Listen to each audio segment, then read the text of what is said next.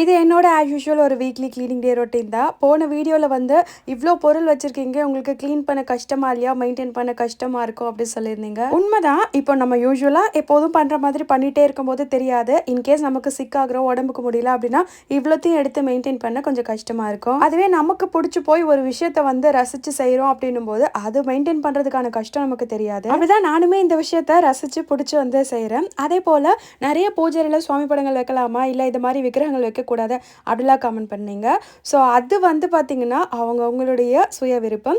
எனக்கு வந்து வைக்க பிடிச்சிருக்கு, உங்களுக்கு பிடிக்கும் அப்படின்னா வச்சுக்கோங்க, இல்லைன்னா சிம்பிளாக வந்து மேனேஜ் பண்ணி மெயின்டைன் பண்ணிக்கோங்க. சாமி கும்பிடும்போது பூஜையை அலங்காரம் பண்ணும்போது நமக்கு எப்படி பிடிச்சிருக்கோ அப்படி வந்து பண்ணிக்கலாம். இது பாபாவோட சச்சரிதம் புத்தகத்தில் நான் படிச்சிருக்கேன். பாபாவுடைய வயிற்றை போட்டு ஒரு டிவோட்டி அமிக்கி பிசைஞ்சு வந்து மசாஜ் பண்ணி விடுறத இன்னொருத்தர் திட்டும் போது பாபாவுக்கு கோவம் வரும். அவன் என் மேல இருக்க அன்பை காட்டுறான், நீ தலையிடாத அப்படின்னு சொல்லுவாரு. பாய்.